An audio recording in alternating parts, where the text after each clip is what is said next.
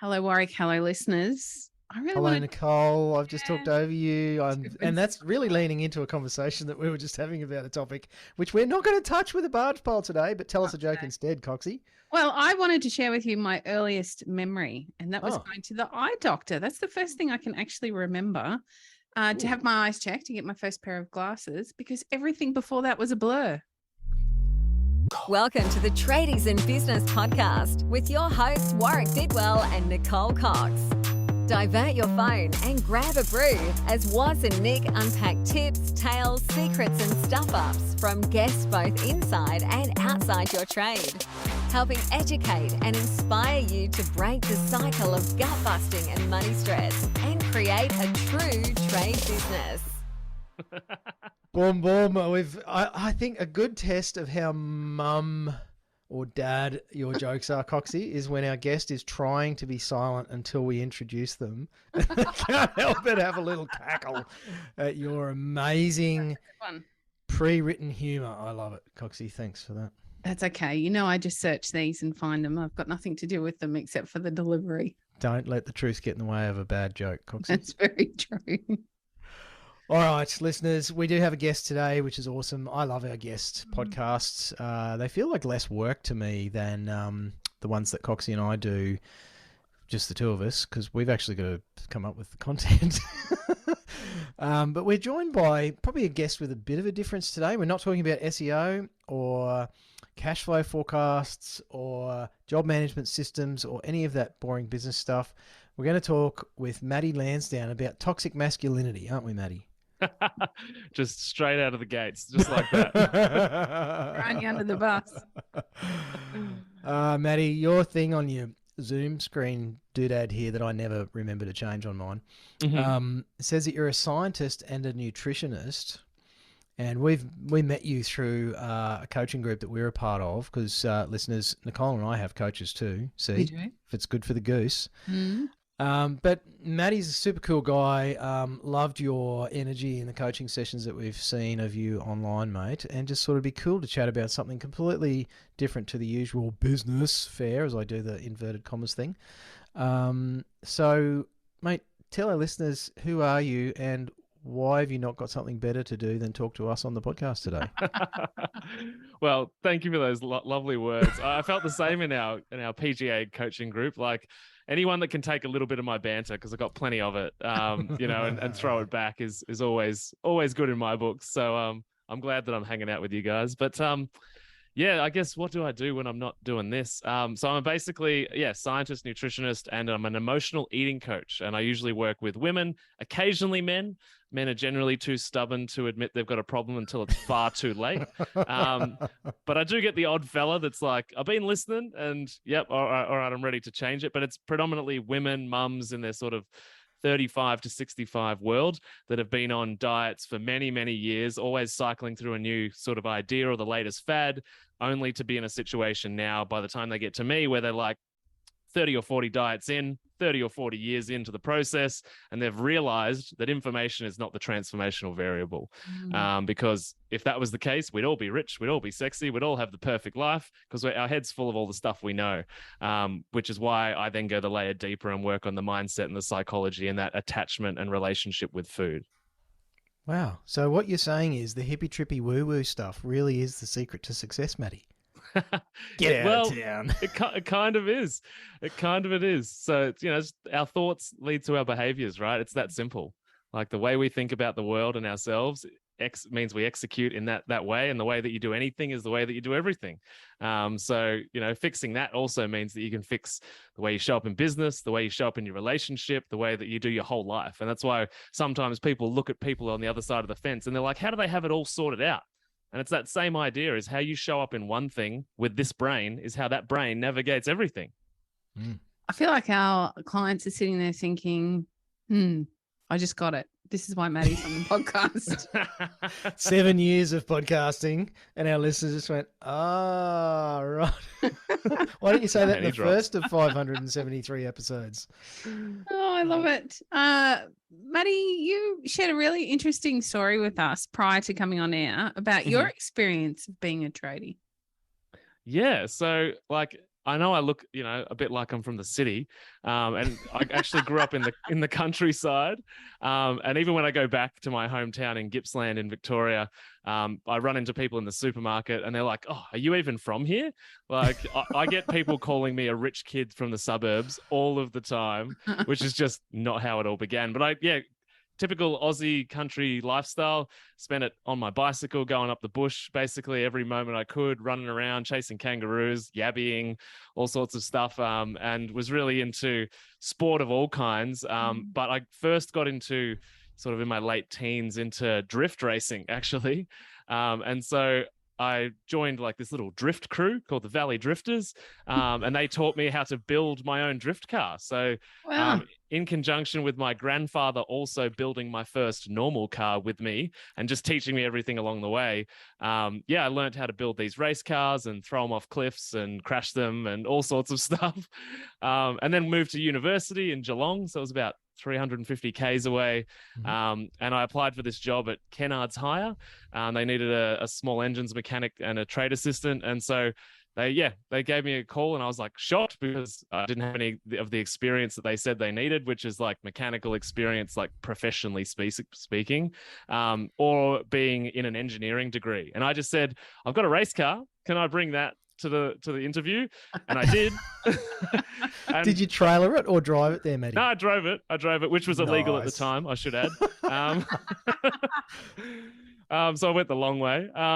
But yeah, and the whole interview was basically just looking under the bonnet of that car and me talking through what I'd done. And they were like, sounds pretty good to me.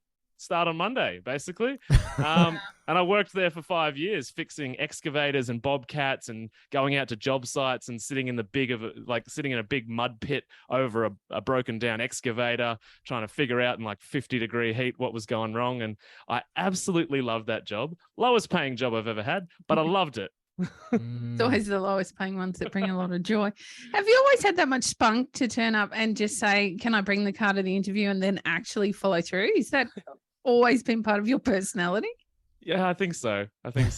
Just like, it just makes logical sense to me. I'm like, oh, but I made a machine work, so can I bring that machine? It's like The a whole job's transfer fixing of- machines. Yeah. Great idea. Transfer. Yeah. Love it, mate. Love it. So from fixing excavators and skid steer loaders, how do we now have scientist, nutritionist, and headspace coach essentially in the title, mate? Yeah, that's a great question. Because before that, I was focused on trying to be an athlete. I was trying to be a Olympian level swimmer, which I got to sort of national level with, and then I sort of missed the Athens Olympics at the time by not too much, and was like, oh well, what's the next thing I can be good at? And then I realized that it's only a few years until I can run out of steam with fitness. So I got into music, and I started learning how to play drums, because I was like, I can be amazing at 75 if I'm a drummer. And so I just went into anything that interested me. Basically, I was just curious, so I just dove in head first. And so growing up, though, I always said to people that I wanted to be a forensic scientist. And that came from nowhere other than the fact that everyone was impressed when I said those two words at the age of 13. And so I got to year 12 and I thought, oh my God, like there's no way I'm going to get into something like that. And so I wasn't even going to apply for university because I was just so interested in cars and I guess girls and everything that time that I was like, there's no way this is going to work out. But one of the teachers was like, no, I'm forcing you to put a university application in. And I put forensics on the list. I didn't study for any of the exams, but got a high enough grade, got into forensic science. And so I was just like, oh, my life changed overnight. It was an opportunity that I never expected to be there. So I didn't have any money to move either. So I worked on the spare parts counter of Super Cheap Auto for the next year. Free parts for the drift car, mate. Yeah, super cheap parts for the drift car. And so, yeah, it was just an opportunity I never expected to have. And so when it popped up, I just took it. And so I'm just really, really driven by my curiosity. So I didn't sort of think of like the difference between I need to be smart to go to uni and working with cars is not as smart. I didn't think of it like that at all. It was just like, sweet, let's give this a crack. Is that natural curiosity something you've always had or something you feel like your parents contributed to? Definitely my mum really encouraged curiosity and asking questions, and like I put a post up recently on Facebook, one of those like 37 things you didn't know about me. And my mum commented on it and said that I used to recite encyclopedias and the numbers of which the information was on pages when I was like 7. I have no memory of that, but my mum said that. So I guess it's always been there. True. It's got to be true. Yeah, mum said it's true. Thanks, mum. Incredible. That's not easy to foster because it can naturally be quite dangerous. I'm probably talking with my mum hat now. And having a couple of really curious kids who have spent a lot of time in and out of emergency rooms and in plasters and whatnot because they're naturally curious and they want to know what makes something work. It's quite challenging to encourage that and not discourage it as a parent. Yeah, no, I think that makes a lot of sense. And I mean, if you look on a bigger, broader perspective in the workplace or in society, you know, the person who disrupts the flow usually doesn't get much positive attention. But something I learned through or was sort of reinforced as I learned more about sales was like when you go into sales or selling anyone anything, and when you get to that objection or tricky part, is like channeling childlike curiosity just breaks down all the walls of everybody. If you're aggressive and like forcing your opinion or whatever it is upon someone, of course they're going to defend themselves. It's going to be a reaction. You're judging them, you know, for their decision. And so I think I've just always had that childhood curiosity. And then it was something by Alex Hormozy that was, he was talking about like, be super childlike in the way you're like, you know, do you think your partner would be cool with this? Like, you know, in this really kind of childlike way. And it just breaks down everybody's defense systems. But I think that we should take that same approach in challenging situations, is that if we're focused on the positive outcome or care for the other person or actually a better life, whatever the outcome is, like, you know, coming from that child place of like, who wouldn't want this? This is amazing. You know, it's such a safe place to come from. It is. It's another good reason for me to never grow up. Exactly. Never be mature. Never going to happen anyway. Nothing fit. Oh, okay. So Coxie's running out of questions. I'll jump in. All right. I'm being polite. Being respectful and letting Warwick have a turn. Matty, so fill in some more of the gaps with your journey, because obviously, you know, we'll talk about current day and what you're doing, because I think that's fascinating, not just for the obvious nature of your current profession or vocation or however we describe that, but I think also some of the stuff, again, that we just touched on before going to air. But what are some of the other gaps in there, mate, to bring us to the present day? Who's Matty Lansdown? Oh, deep question. Yes. So I guess, I guess for me, I got here going on my own personal development journey, like many people do, right? And I'm definitely not finished. You know, I don't think you ever arrive. And I've got many chapters of challenge ahead of me, no doubt. But for me, it was just going through a super challenging relationship throughout almost all of my 20s. And I just wanted to level up for her. Which was the thing that sent me into business, was the thing that sent me into personal development, psychologists, dealing with my own emotional eating stuff, because I was having symptoms that my grandfather, my uncle, and my dad were all having from their poor eating and drinking habits over life, a life of 50 odd years in total. And then I was having the same symptoms in my early 20s, and realizing that the connection between food and information, and I had an honors degree in nutrition and I still wasn't executing, which is the same as all the women I work with. They know what to eat. I've spoken in, 15 countries, maybe. I've never met a person that wasn't like, meat and veggies is a pretty good idea. Everyone knows, right? Yeah. Everyone knows. Tell me what you actually eat. Yeah, well, and it's the same in the other direction. I've never met somebody that didn't know that chocolate was probably not ideal for breakfast. So it's not about information. And I learned this through my own health journey, but also in that, relationship with, through my 20s, which was all based on a giant reaction to childhood trauma and growing up in a very violent environment, and me just like constantly in defense and protection mode, but also having part of me that knew that I didn't want to show up like this. It's producing terrible consequences in my life, and understanding that the way I do anything is the way I do everything. And so I'm never going to get a business off the ground. I'm never going to get a successful relationship that I'm actually happy in. I'm never going to do any of these things in life good enough to be, satisfied or content in a way that's sort of at peace, rather than always chasing something that's sort of in the distance, like the rainbow. And it was on that almost 10-year journey, I guess, of personal development seminars and business seminars and pushing myself out there to meet different people. And the first business I actually started was a record label, because I was lucky enough to do some pretty cool stuff with music, and then that failed dismally. But I learned so much there. And so, I think the big gap in there is just like recovery from painful trauma that I was living out, which grew up surrounded by men living out their childhood trauma. And a lot of men will obviously just be like, that's just the way it is. You've just got to be tougher, which is basically the advice of my grandfather. And I just never accepted that. I was just like, no, like I don't want to spend 75 years miserable. Like, you look miserable. That sucks. Like who wants to be like that? So that was a big reason for me leaving the hometown. And just, I guess, maybe the motivating thing behind the curiosity is like, how can I be different? It's a pretty mature process to go through in your 20s. I don't know too many people in their 20s that are quite ready to embark on a journey like that. Yeah, well, thanks. I appreciate that. I would also say maybe it's just that I hang out with these kind of people now, is that I know a lot of people too. And I see some kids these days that are even younger than me getting their shit together. And I'm just like, I wish I'd figured it out then. Oh my God. This is fantastic. But I guess what we're seeing possibly with social media is a huge divide, because social media is creating every human to be addicted to their phone, to this supply of, temporary happiness of like, or puts you into the zombie state. And then there's a very few amount of people that are like able to see that, oh, this is really toxic to my life, and develop a healthy relationship with it.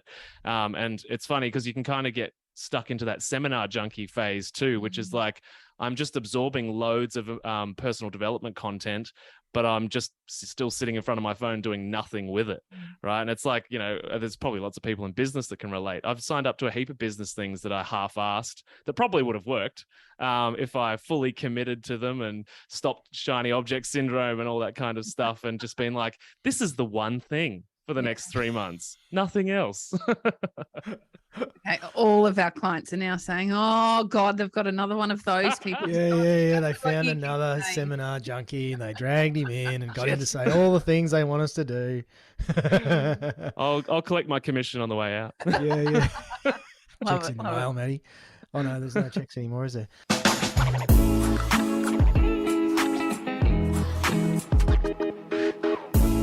Hey, Tradies in Business, was here. Sorry to interrupt your listening pleasure. I'm joined by Coxie, of course. Hello. You may not know this, tradie or tradie wife or whoever you are listening to this program, but we're business coaches. Oh my gosh, that feels weird to say. But we do actually work with people just like you to solve a bunch of problems. And we have this fantastic program called the Tradiepreneur Program, and that's how we do it. And we do it with a wonderful community of trade business owners who are all trying to fix or improve or change things to progress. Things like getting behind on quoting, Coxie. Feeling overwhelmed, behind on your invoicing, feeling really stressed or frustrated about the money stuff. Sometimes you can pay the bills, sometimes you can't. What about staff? Oh my goodness. Oh my gosh, staff. Trying to get them to do what you want them to do, if you can even find them in the first place. There's so many struggles. And we've seen clients tackle these things in their trade businesses in quite a short space of time, to be honest, during the program, and recruit staff at a time where everybody was saying you can't get good staff. Improve their quality from their team, collect their debts much more quickly. We have sessions. Getting tips? Yes. Getting tips, yes. So people rounding up, customers rounding up the invoice by hundreds of dollars because they're so happy with the sales process and the experience of dealing with the trade business owner and their team. So some amazing stories from our clients. But, as they say in the commercials, don't take it from us. Hear what some of our clients have to say. Coming into Christmas, We are not worried about money. We've got enough money in the bank to pay everybody's leave. There's work booked in for the new year. And for the first time in a long time, we'll be having 3 weeks off and not worrying about the business. That's probably the biggest win of all. Using the cash flow forecast, I've been able to look into the future and see where I'm going to be situated financially. And it's actually started to have a huge bearing on whether or not I make purchases. By far, one of the best things about working with Nick and Woz are the other businesses that are working alongside them. It is amazing how empowering it is to be working alongside like-minded people who have similar goals, similar troubles. We can all relate to each other, and everybody helps everybody out by figuring out problems with you that they may have faced previously. Everybody has solutions and constructive feedback, and it's an incredibly friendly, warm, welcoming environment, not threatening at all.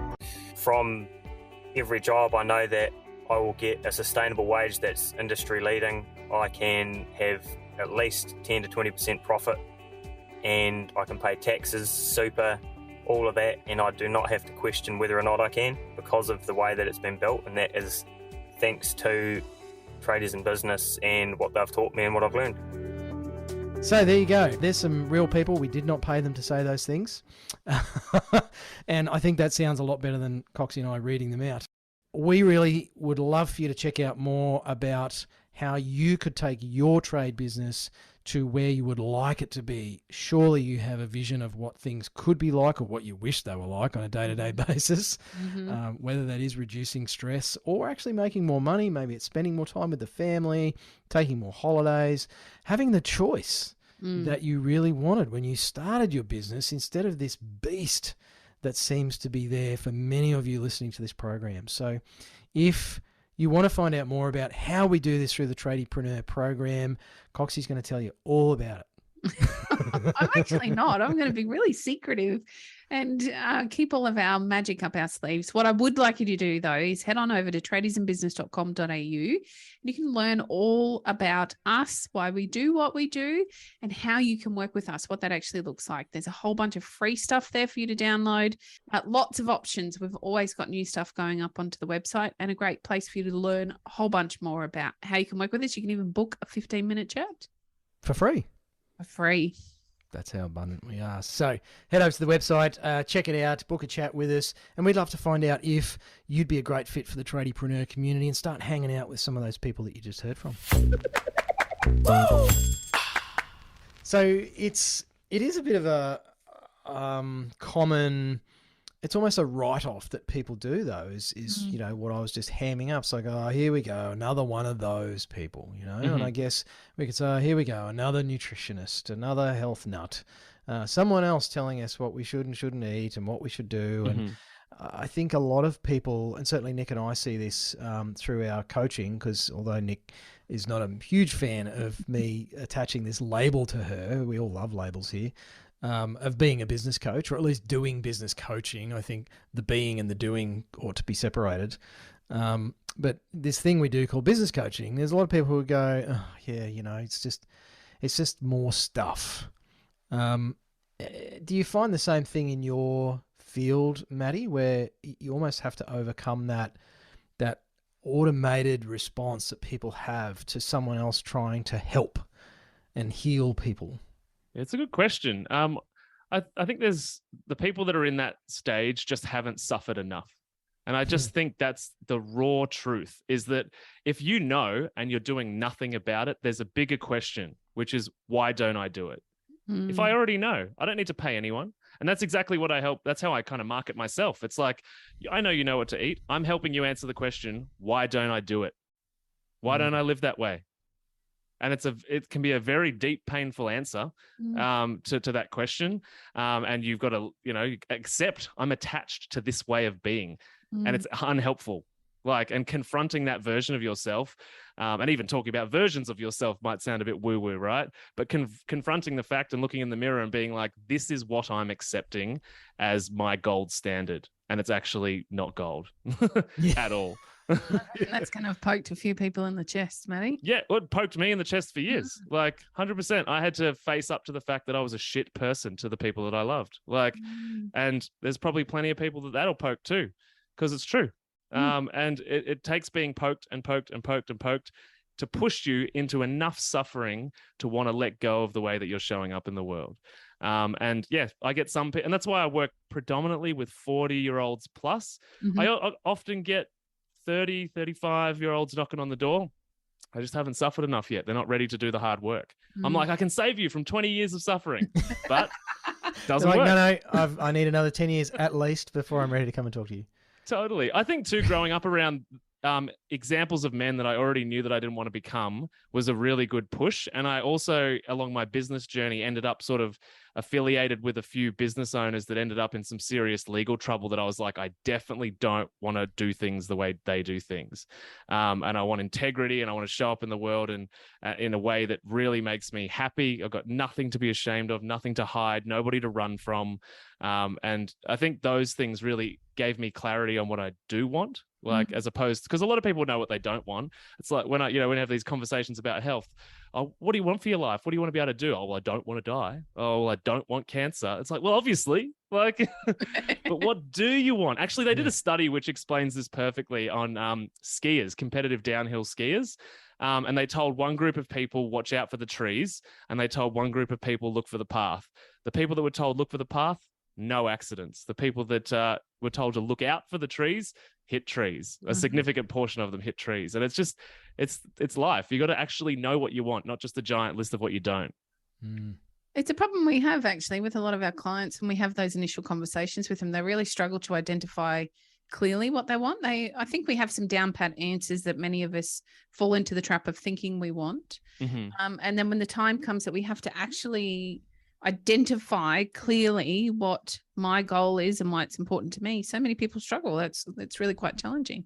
Yeah, I agree. And I think we've got those, especially in the business world. Everybody thinks they need some giant money goal so that they feel like they're accepted by the group or keeping up with the group. And we've got these rhetorical things. Same in my world, weight loss, to look good in a bikini.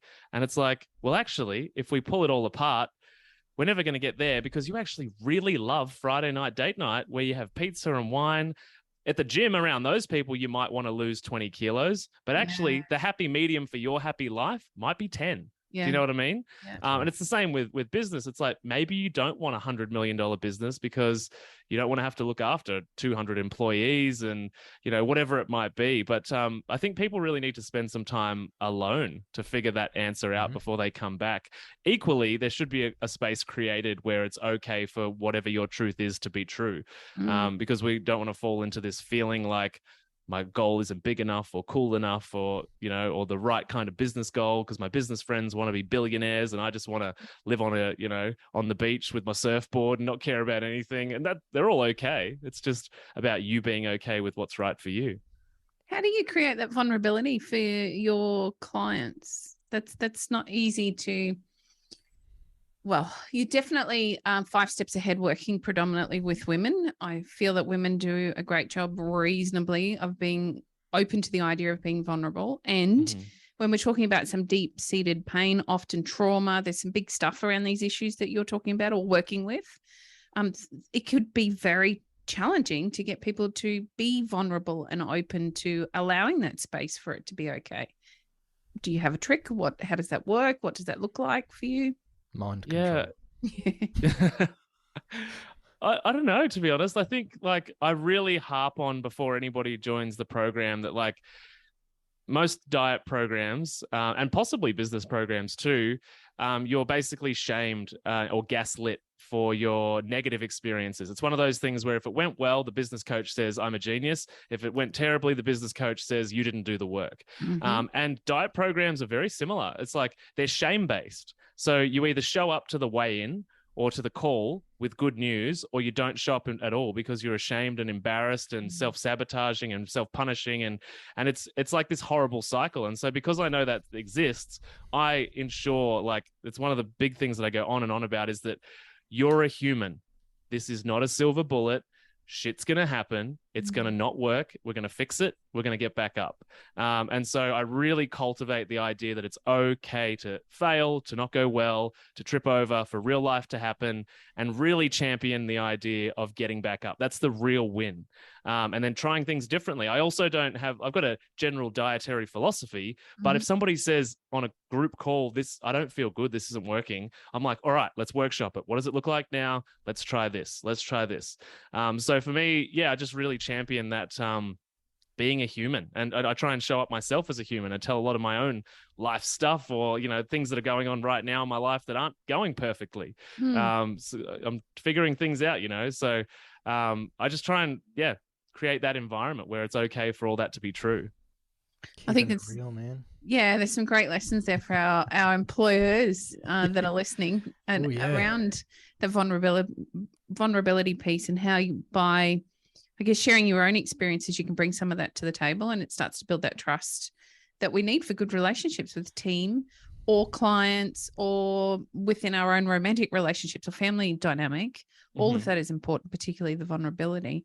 How do you both work with that space of creating that vulnerability? That's an awesome question. I think in a very similar way, it's about sharing our own journey. So we're not afraid to be very vulnerable and open and honest about some of that stuff that we've each been through. We do it on the podcast even. So most of the people that we start having conversations with are very aware of where we've been and what we've been through.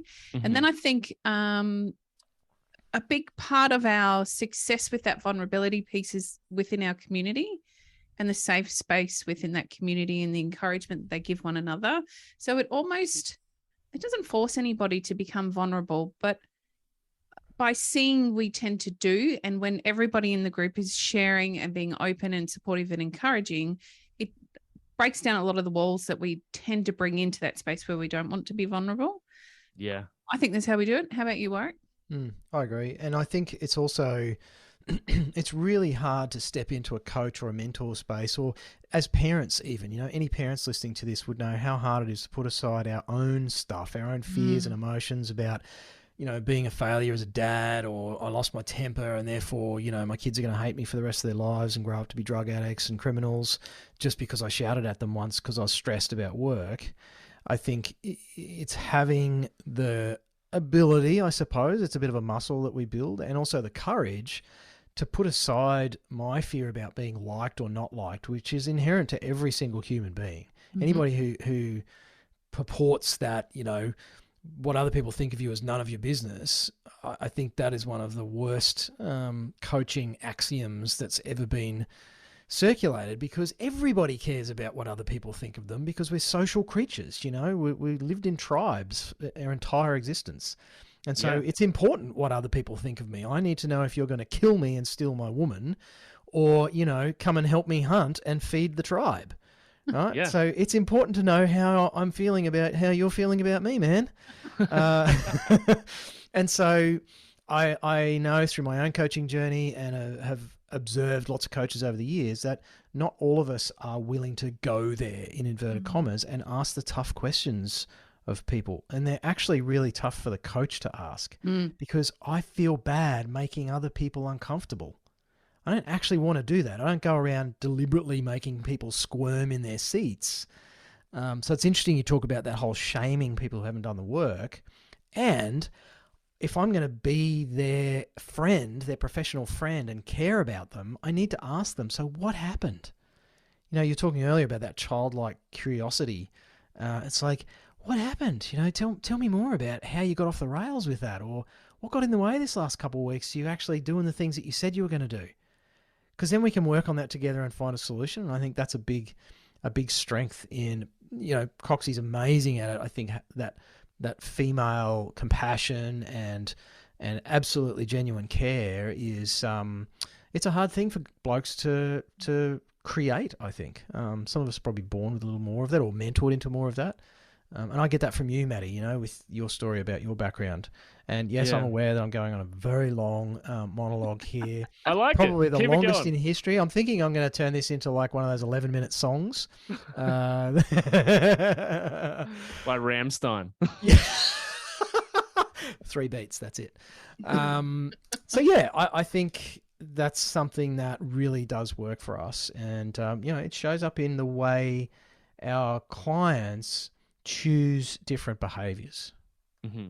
That's well, I really think that community bit that you both talked about, like either the tribe bit or the community bit, like you can, you use it to your favor, right? It's like, if the one person in the community is encouraged to behave like this, then just because we're tribal pack animals, everybody else is going to lean into that. And I think that's the power of like the group idea too, because I would argue that some of my group clients, probably all of them, have a better experience than one-on-one, just because when they say today went terribly or this situation happened, instead of just me supporting them, it's like 15 other people that they look in the in the Zoom camera and see somebody that resembles them, like another woman with kids, that type of thing. And it's just so much more powerful, that pack mentality. It's huge. Interesting you brought up shame. I'd like to maybe get some understanding around breaking down the barriers of shame. So what we see really frequently, a lot of what we do is online, and it's really challenging for actually, I think lots of people still to jump on Zoom for the very first time. You don't know what to expect. I don't know who I'm going to see. Will it be awkward? Will they call me out? And it prevents many people, we feel, from actually showing up. They'll register for something and then not make the time or not feel confident enough to give it a go. So I imagine you must be dealing with that on steroids, given that not only are we fronting up to perhaps Zoom that we've not done before, but then we're going to talk about something we feel really vulnerable about within our weight or our weight loss journey, or what that actually stems from. So some pretty personal stuff. Yeah. How do you assist them to get over that, I guess, hurdle? It's just a hurdle. Yeah. Well, I guess with the sort of orienting the focus on like the goal being more based on my mind being at peace, me being happy with the life that I live, as opposed to most of their experiences. What does the scales say? How good do I look naked? Which, not that everybody on my Zoom calls is naked, but obviously you can see the human element of them, right? Yes. So if we shift away from that, my body image is the only marker of success, and move more into, how do you feel? Do you feel good today? Like, are things working? Did things fall into place? Did they not? It becomes about like what's actually happening in material reality, rather than just this one-dimensional, this is the vessel that takes my brain to meetings type thing. I think that's, we lean on it's more about internal sort of holistic happiness of your life, and quietening the voices in your mind that are unhelpful, as opposed to like, how does my body look? That's always a part of it, but I think marrying those two together, and that one helps the other, really sort of deducts from that sort of shameful physical presentation aspect. I've got a question from the ladies' perspective. So I'm thinking about my own journey into working in the trades, and it was really confronting to front up as a woman and try and work in construction. It wasn't comfortable. It was a difficult journey. I'd love to talk about, I guess, the opportunities that you've then had in the same sort of zone. You're clearly not a lady. You don't even sound like one. You're very masculine. And choosing to work with women, maybe I'm making a whole bunch of assumptions in the beginning that could be quite challenging. Was it difficult for you? And I guess what sort of journey did you have to go on to get to this point where you're quite comfortable doing what you're doing? It's so funny you say that, because we're in this era of like personal brand business owners. You're basically assumed that you only help the people that you look like. And so I get, not from clients or followers, I get from other business owners in the health space. They're like, you help women? And I'm like, have you ever been to a male doctor? Like, ever? Like, right. And it's the same in the trade space, right? It's like, you would assume that a man would be the person teaching, and then it's a woman. It's like, same question. It's like, who cares who the help comes from? But I think my curious personality, my whole life, has led to spending more time with women, because they're so much more willing to pull things apart and go into the details and like, what's going on here? Whereas like blokes are just like, I don't know, get me another beer. And that's a really general assumption, but I grew up in a country town surrounded by blokes like that. And so like, generally speaking, women are more interested in pulling things apart and being like, what makes this thing happen or occur, or how we fix the problem, rather than ignoring it. And so I think I've just always spent more time with sort of curious female minds around me, as well as male minds. But they're also, all of those guys, you would probably say, have a more feminine aspect to them than your average bloke. And so yeah, I think that's just always been a natural part of it. But I also used to, as a little kid that probably fostered it, I used to go to work with mum to the hospital, and I used to spend, like, there was no daycare at the hospital. I literally ran around the ward.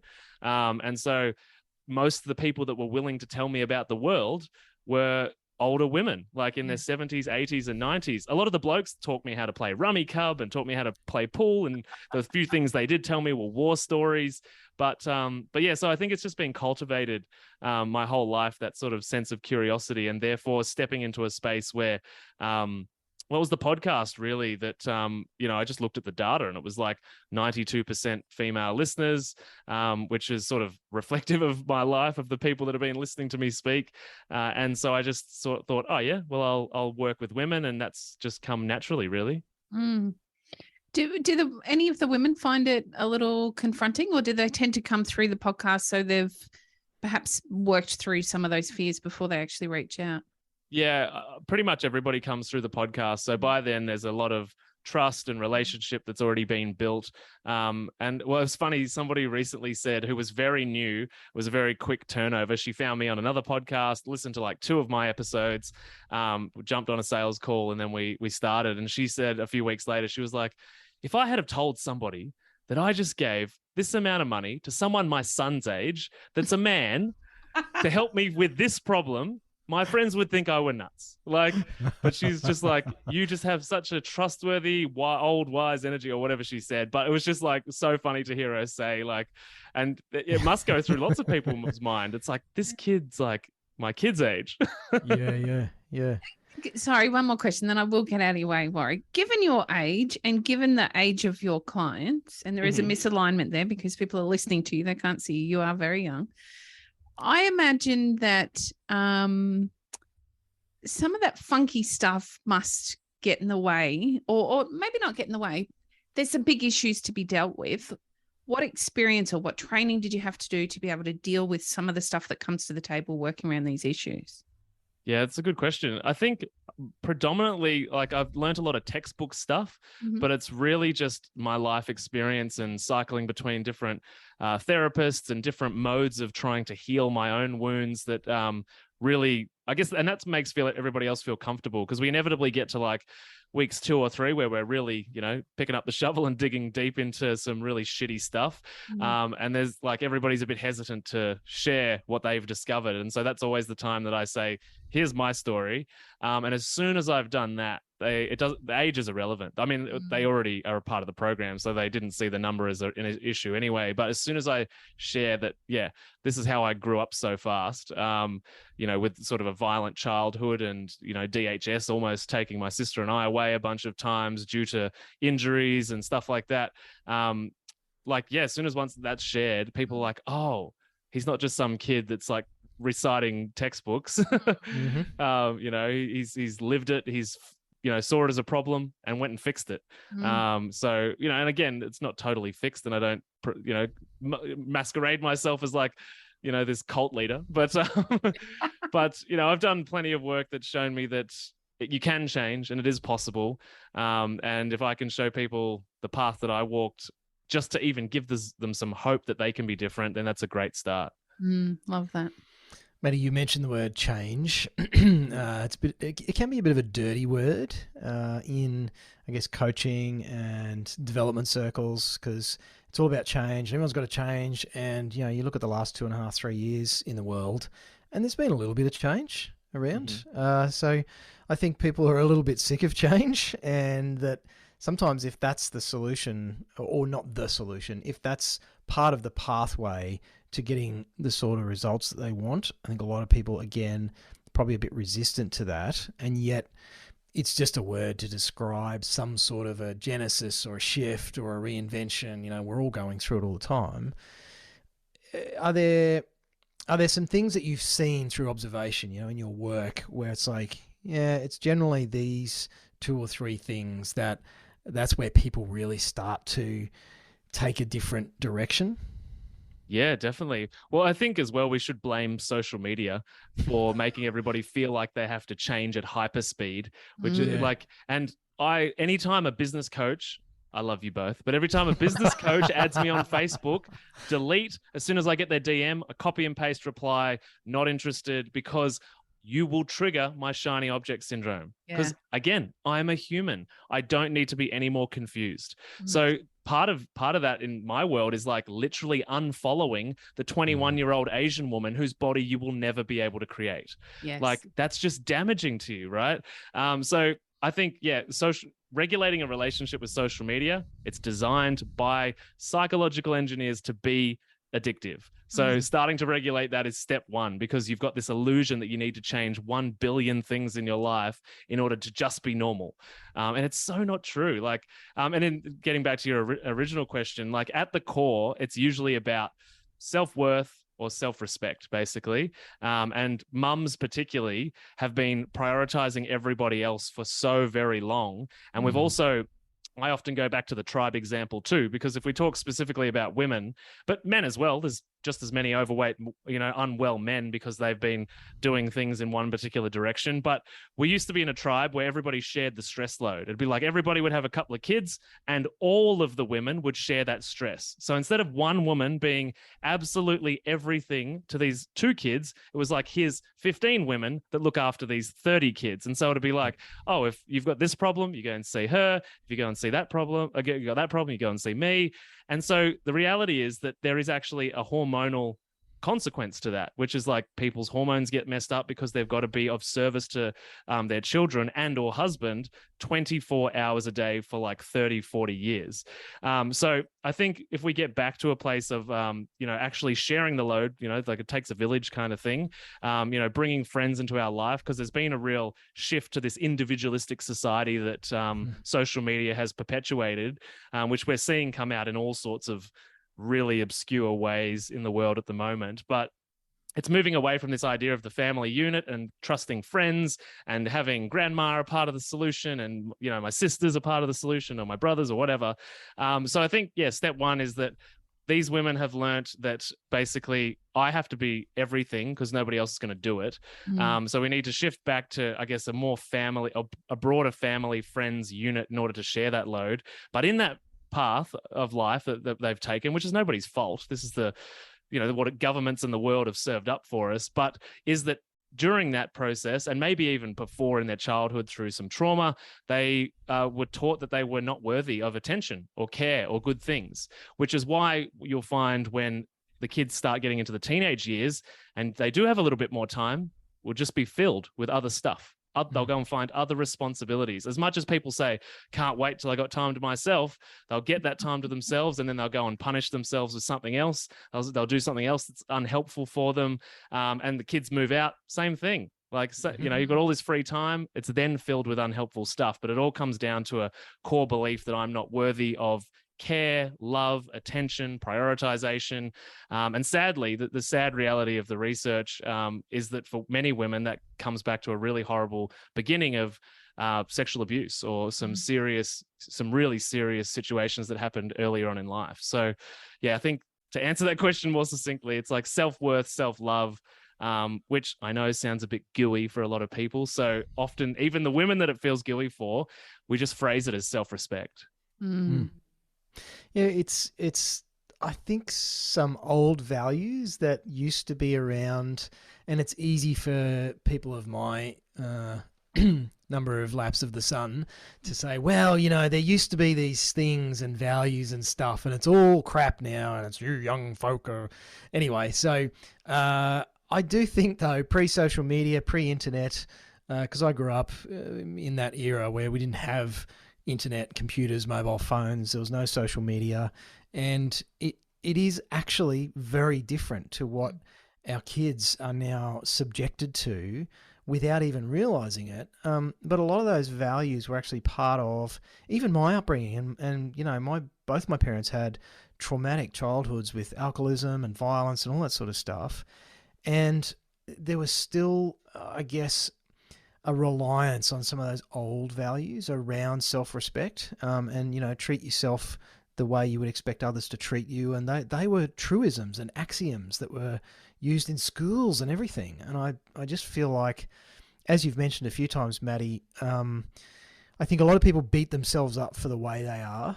And I'm never an advocate of making excuses and choosing consciously or unconsciously to play the victim.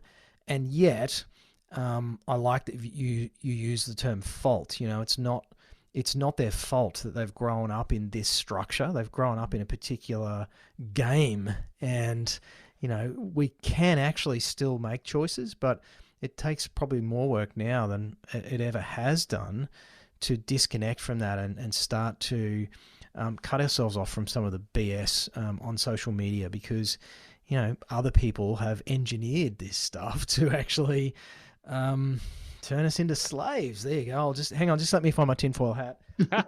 Must be under the desk here somewhere. But yeah, I think that makes your job even more difficult to what it would have been 40, 50 years ago. Do you have, you know, do you agree, disagree? What are your thoughts on that? Yeah, I totally agree. And even though like I'm only 33, like I'd look at it from working after I worked in the hospital. So I worked in, you know, a cancer hospital for 7 years. And to me, it's as simple as, are there more problems now than there were 50 years ago? That's it.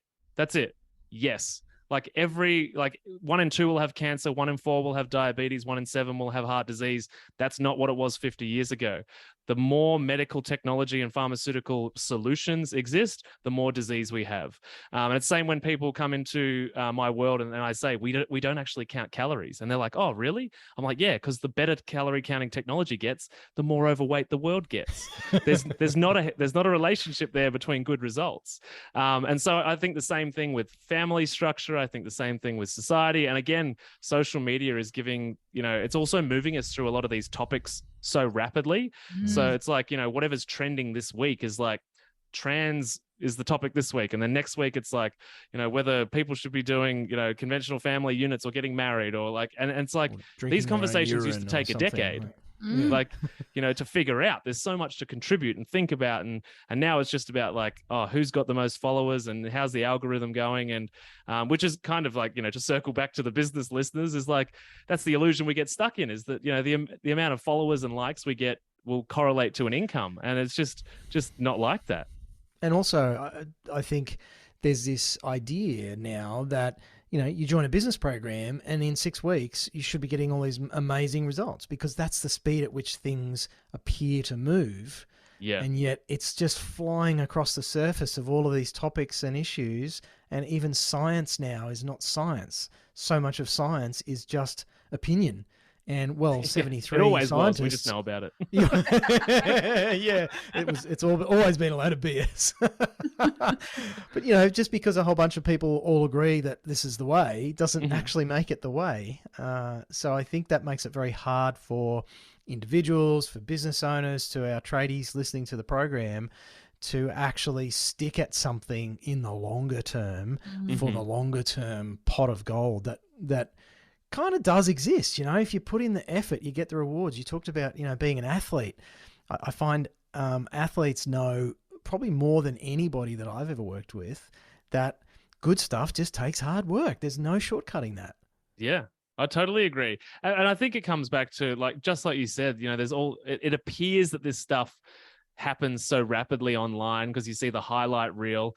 But, you know, these coaches that put up their screenshot of like, I made $7 million in 6 days. And it's like, did it cost you 10 to get there though? Like, you know, and it's just like, if it's short-term anything, it's, you know, it's probably not going to work that quickly for you. And it's the same in the diet world. Like, you know, it might be like, you know, I've got my first program's like a 10-week program, but I tell everyone on the first call before they've even purchased, this is going to take much longer. The first 10 weeks is about developing a new toolbox. It's then going to take however long it takes afterwards in order to experiment with the tool, see if it works, see if we have to shift it, see if that tool's useless and we need to try another one. And so it's the same with business stuff, right? It's like, unless this process is going to focus on the next 6 months to a year to 2 years, it's very rare, unless you're the perfect client at the perfect time with everything aligned and, you know, also standing on one leg, holding your left ear. Like, it's probably not the perfect thing that's going to unfold in 28 days. I love it, mate. You've just shot an arrow through 90% of business coaches' marketing strategies. Yeah, well, most of them aren't business coaches. They sold something on eBay one time, and now they think they're business coaches. Yeah. And So they're true. popping up every day, mate.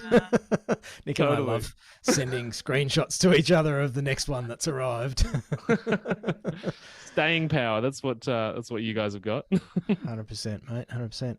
Matty, I could chat to you all day and have a whole bunch of laughs and banter. I'm sure our listeners will run out of puff at some point, so we should probably get to the pointy end. I guess before we do talk about what you do, and I'd love for you to share some details with our listeners in case anyone's going, crikey, I need to work with this kid. I want to ask a question. If you had 1,000 tradies in a room, and I'm gonna tweak this a little bit. If you had 1,000 trade business owners, which consists of generally husband and wife couples, that's who tend to listen to our show. It makes up a large proportion of the trade business owner market in small business land.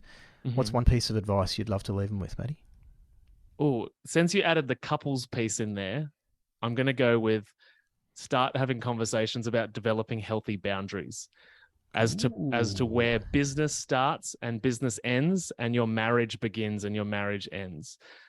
That's going to be my number one thing, because again, back to where we started, how you do anything is how you do everything. And when you're able to draw a line in the sand and move into the next stage of your day or your life or whatever it might be, that means you're able to be fully present there rather than rolling over at like 11:30 and being like, hey, honey, have you done this? Like, that should not be a place for that. Right. So I'm going to say start conversations to develop healthy boundaries. That's I like it. You just got an A+ from Coxie, mate. All right, Matty. So, how does someone find out more about you? What's the deal? So I also have a podcast, so you can find me on all the podcast platforms called How to Not Get Sick and Die. So it's basically a one-stop shop. We talk about psychology stuff, we talk about diseases, we talk about basically everything that's going to help you not get sick and die, basically. So that's where most people find me. I've also got a Facebook group called the Busy Mums Collective. So if you're a mum or your partner, you think you could benefit too. And our services and group and all that kind of stuff are all around getting control of emotional eating so that you can lose weight and improve your gut health. So anyone that's been on diet after diet after diet after diet for years and moved nowhere, it's likely that we can help out. So come and hang out. Well, it's very Awesome, cool, Matty. Well, look, it's Thank been you. an absolute pleasure. Have loved chatting with you as much as I hoped we would, based on our initial online meeting. This sounds a bit weird, doesn't it? It does. Yeah, we met online and then we did a podcast together. So, mate, thanks so much for your time. Appreciate your abundance. You shared some amazing information. Listeners, definitely go check Matty out. His content is super cool. He's as funny as he sounds and twice as charismatic. And you have to go and look at a photo of his haircut. He does not look like he came from the country. Or worked over engines. Yeah. So go and check him out. Matty Lansdown, thank you so much for being on the podcast. Thanks Thanks Matty. so much for having me. I really appreciate your time and energy and this conversation. So appreciate it. Thank you. Pleasure. You've been listening to the Tradies in Business podcast with Warwick Bidwell and Nicole Cox.